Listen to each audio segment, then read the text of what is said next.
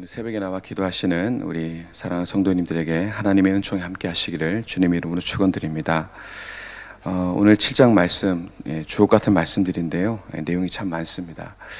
13장 이하의 내용을 함께 좀 나누려고 합니다. 13절 내용. 오늘 본문은 앞서 예수님께서 산상수훈을 쭉 이렇게 말씀해 주셨습니다. 흔히 우리가 아는 산상수훈, 그 산상수훈을 통해서 하나님의 백성들, 천국 시민들의 백성들이 어떻게 삶의 방식 속에 어떻게 치열하게 살아가야 되는지에 대해서 권면하시는 내용들입니다.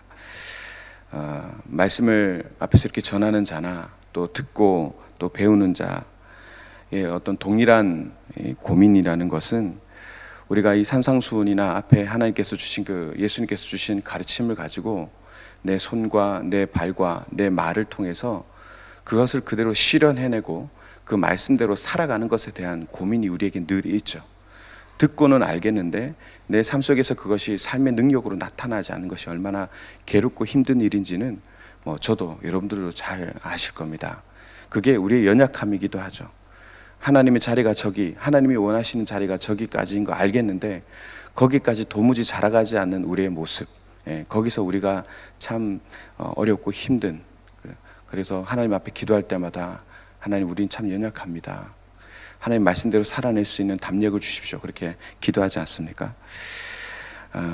우리의 삶 속에 그런 하나님의 말씀을 우리의 손과 발로, 입술로 잘 실천해낼 수 있는 우리 모두가 될 수 있기를 바랍니다.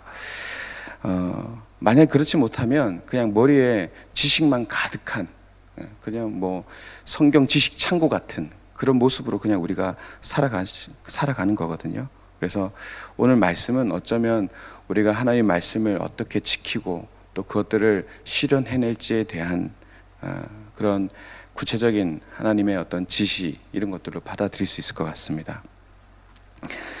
13절, 14절 말씀은 좁은 문에 대한 이야기입니다. 좁은 문, 또 좁은 길, 넓은 문, 넓은 길, 이걸 이렇게 대조하면서 비교하면서 이제 우리에게 설명을 해주고 있는데요. 문이라는 것, 또 길이라는 것은 그 목적이 되게 분명하죠. 문은 어느 다른 공간으로 들어가는 말 그대로의 출입하는 그 어떤 한 부분을 얘기하는 것이고요. 또 그 문을 열고 들어가 그 길을 걸어간다는 것은 다른 어떤 곳으로 가게 되는 연결 부분인 것이죠. 더 자세히 설명하기도 참 힘드네요. 문과 길이라는 것이 역할이 그렇습니다. 근데 이 문과 길의 존재 목적이 무엇입니까? 문과 길을 통해서 어디로 간다는 것이잖아요. 목적지가 분명히 있기 때문에 그 문과 길이 의미가 있는 것이죠. 지금 이렇게 내려오면서 생각을 했어요. 만약에 여러분들이 어떤 커피숍이나 맛있는 빵집을 간다고 했을 때, 저도 이제 그런 게 있는데, 이왕이면 제가 빵집을 가기로 정했으면 빵집을 갈 때 인테리어가 예쁘고, 일단 먼저는 빵집이어야 되고 빵이 맛있어야 되겠죠. 근데 그 빵집을 갈 때 이왕이면은 인테리어를 할 때 문도 예쁘고, 그런 집을 제가 고르거든요. 저만 그런지 모르겠지만 문이 예뻐야 돼. 근데 문이 예뻐서 무작정 들어가진 않습니다. 그렇죠? 내가 빵을 사기로 작정했고 빵이 맛있다고 일단 됐으면 문이 예쁜 데를 찾거나 길이 좋은 데를 찾아가는 거죠. 새벽이가 이해가 잘 안 되네요. 그렇습니다. 우리가 문과 길을 걸어갈 때에는 목적지가 되게 분명한 거예요. 그렇죠? 문이 목적이 될 수 없어요. 길이 목적이 될 수가 없어요. 그 안에 있는 어떤 목적지가 정말 본질인 거죠. 자, 그러면 오늘 성경에서 얘기하는 좁은 문, 넓은 문, 그리고 좁은 문, 좁은 길, 넓은 문, 또 넓은 길은 종착지가 되게 분명하게 설명이 되어 있습니다. 넓은 문으로 들어가서 넓은 길로 가게 되면 그 끝에는 뭐가 있습니까?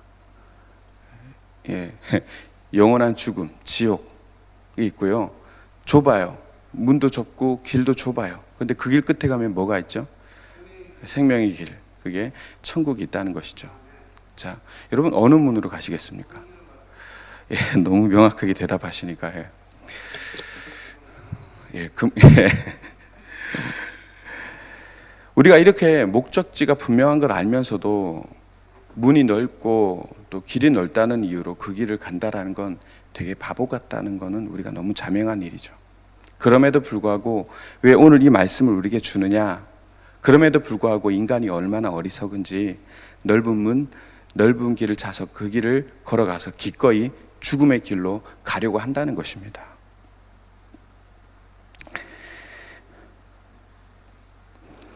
그 목적지가 생명이냐 멸망이냐 너무나 분명한데, 그리고 지금 우리가 걸어가는 그 길이 좁고 협착할지라도, 그 문이 좁을지라도 우리는 그 길을 걸어가게 되면 끝에 가서는 반드시 너의 선택이 옳았다, 그리고 스스로도 나의 선택이 옳았구나, 좀 어렵고 힘들었지만 내가 선택을 참 잘했구나 라고 그렇게 칭찬받고 스스로 뿌듯해할 날이 분명히 오게 된다는 것이죠. 예. 눈앞에 보이는 어떤 화려함, 안락함 그런 것들을 우리가 정말 이길 수 있고 정말 하나님께서 옳다 하신 말씀의 길을 걸어간다면 영생의 자리가 우리를 기다릴 것이 너무나 분명하고 자명합니다.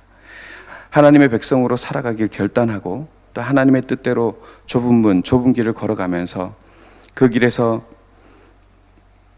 우리가 지금 서 있는데, 문제는 뭐냐 하면 끊임없이 우리를 유혹하는 거짓 지도자들이 있다라는 거예요.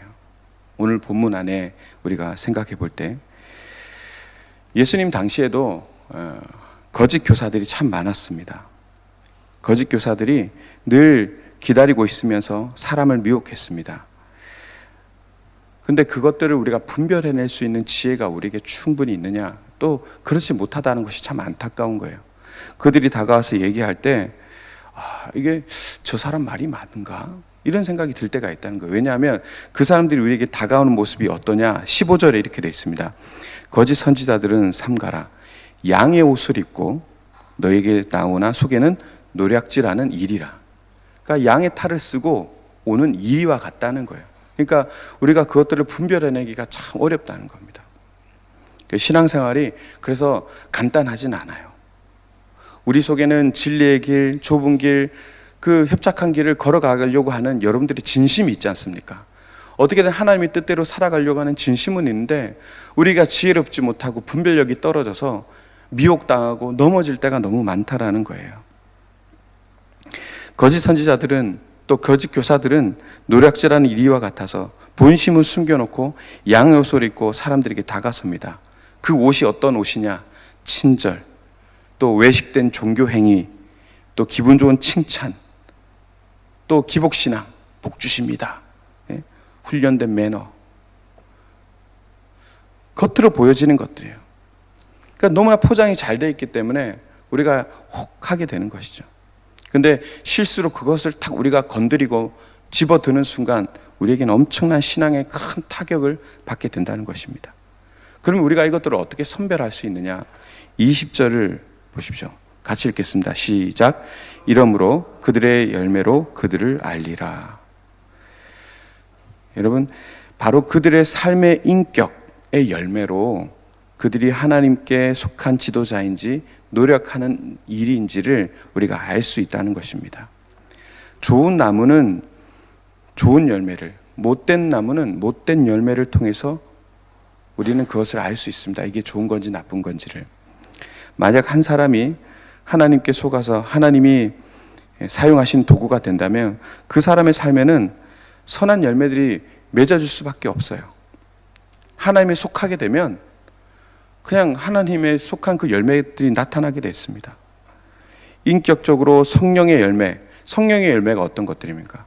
사랑, 희락, 화평, 이 새벽에 생각이 잘 안 나네요. 화평, 오래 참음, 자비, 양선, 충성, 온유, 절제 맞나요? 이렇게 열매가 몇 개 되어 있잖아요. 이 모든 것들이 특징이 뭐냐? 성품이에요. 인격이에요. 성령의 열매들이 다 인격을 통해서 나옵니다.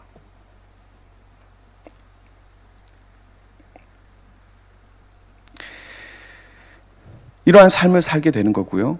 행하는 모든 일이 하나님을 기쁘시게 하는 일들이 되는 것이죠.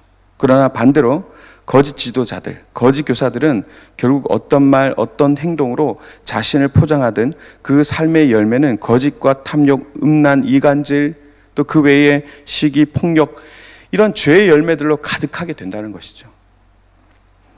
그렇기 때문에 우리는 한 사람의 삶의 선택과 태도 속에서 그 사람의 내면에 계신 분이 하나님이신지 자신의 탐욕인지를 분별할 수 있습니다. 대부분 이단 교주들, 이번에 이제 코로나 때문에 우리가 참 힘든 부분도 있지만 신천지 같은 경우들이 완전히 이제 폭로되어진 부분은 참 다행이라고 생각이 됩니다. 그런 이단 교주들은요, 온갖 교리들로 사람들을 미혹하죠. 그러나 실상은 어떻습니까? 거기서 나는 이득을 통해서 자신의 부를 축적하고 인기를 늘려가는 것. 결국 그 모든 것들을 통해서 그가 거짓 지도자인 것을 쉽게 판단할 수 있죠. 설령 이것이 이단이 아니더라도 저와 여러분들의 모습 속에 이런 것들이 또 있을 수 있어요. 또 기성교회 안에서도 이런 모습은 있을 수 있습니다.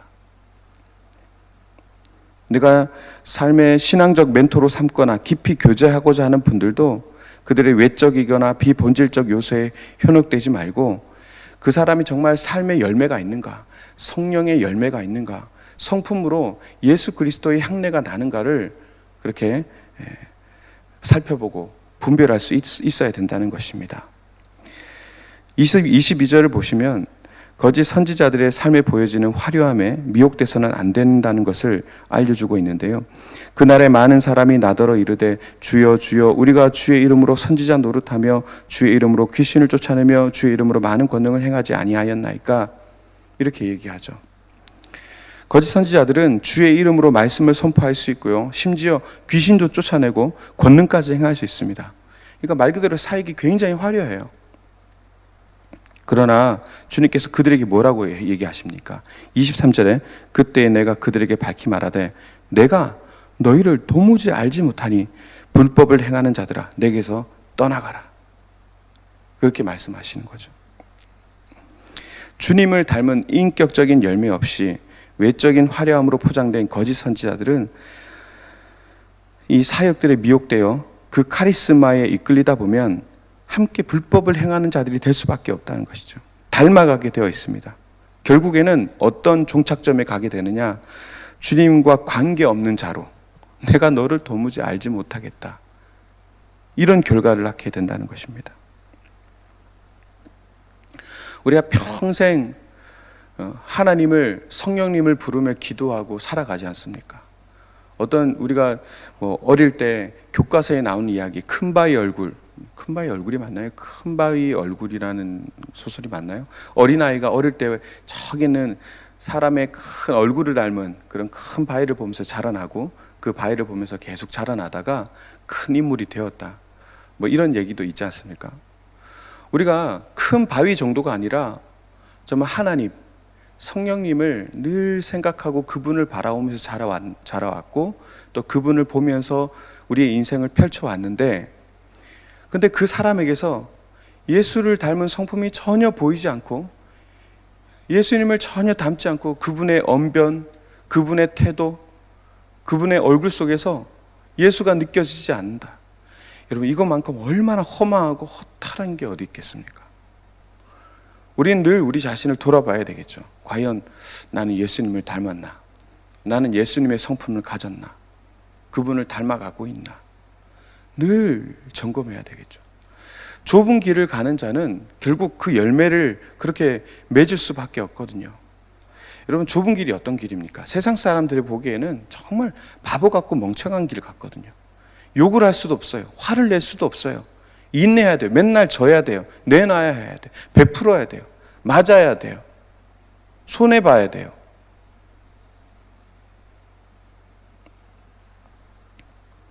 그 좁은 길을 너무 가기가 힘들어요. 그렇죠? 왜? 나도 빡빡하거든요. 나도 인생이 너무 빡빡하거든요. 나도 부족하거든요. 근데 자꾸 나에게 손을 내밀고 나에게만 요구하는 그 상황들이 견디기가 힘들거든요. 근데 예수님께서 기꺼이 그렇게 살으라고 우리에게 말씀하시거든요. 참 힘들어요, 그 좁은 길이. 그러나 우리가 그 괴롭고 힘든 길을 그래도 걸어갈 때에 여러분, 그 길 끝에 뭐가 있다고요? 하나님의 영광, 영원한 천국, 하나님의 칭찬, 거기에 있다고요. 잘했다, 네가 나를 닮았구나, 내가 너를 딱 보니 너 딱 나 닮았다. 정말 그 기분 좋지 않겠어요? 너 보니까 딱 그에 비해 그 아들이구나. 이러면 얼마나 좋겠어요. 우리 하나님이 우리 아버지신데 그에 비해 그 아들이다 이러면 너무너무 좋잖아요. 근데 봤더니 너 어떻게 그렇게 아버지를 안 닮았냐 이러면 너무 기분 안 좋잖아요. 오늘 하루 살아가실 때에 정말 하나님을 딱 닮은 그 딸, 그 아들의 모습으로 살아가시기를 바랍니다. 여러분들의 삶의 그 성령의 열매를 통해서 하나님이, 부모가 그렇잖아요. 자식을 보면서 이 녀석 나를 닮았구나 할 때 흐뭇하잖아요. 예, 흐뭇하잖아요. 아버지를 닮은 모습으로 살아가셔서 그 모습이 여러분들이 좁은 길을 걸어가고 있다는 증거거든요. 그 모습이 여러분들에게 선한 열매가 맺어지고 있다는 증거거든요. 오늘도 그 열매를 바라보며 하나님을 기뻐하시지만 우리 스스로도 뿌듯하고 기뻐하는 삶을 살아가시는 저와 여러분 되시기를 주님의 이름으로 축원드립니다. 기도하겠습니다. 하나님, 우리는 하나님의 백성답게 좁은 문, 좁은 길로 걸어가려고 마음은 그렇게 가지고 있지만 그렇지 못할 때가 많습니다. 넓은 길로 가려고 했던 우리의 모습이 있습니다. 주여, 우리의 어리석음을 용서해 주옵소서. 아무리 어렵고 힘들더라도 생명의 길을 따라 걷게 하시고 그 길에서 우리를 유혹하는 거짓 교사와 거짓 선지자들, 거짓 메시지를 분별할 수 있도록 우리에게 지혜를 주옵소서. 예수님의 말씀이 우리의 삶의 기초가 되어서 온전한 순종으로 말씀의 반석 위에 우리의 삶을 세워나갈 수 있도록 인도하여 주시옵소서. 그래서 오늘 하루 우리에게 사랑을 베풀어 주신 하나님의 사랑이 우리의 삶을 통해서 또 누군가에게 흘러갈 수 있도록 주여 우리에게 함께하여 주시옵소서. 오늘 이 새벽에 나와 기도하는 사랑하는 우리 새벽 예배 식구들을 주님께서 지켜봐 주시고 오늘 또 우리의 남은 여생의 삶을 살아가는 모든 과정 가운데 협착하고 어려운 길이지만 좁은 길을 걸어갈 때에 하나님께서 기뻐하시는, 흡족해 하시는 그 하나님의 마음을 늘 느끼며 살아갈 수 있도록 인도하여 주옵소서. 오늘 하루도 승리케 하여 주옵소서. 예수 그리스도 이름으로 기도하옵나이다. 아멘. 이 시간 말씀을 붙들고 각자의 기도 제목을 놓고 자유롭게 기도하다가 돌아가겠습니다. 주여 한번 부르고 기도합니다. 주여, 은혜가 많으신 아버지 하나님 감사합니다.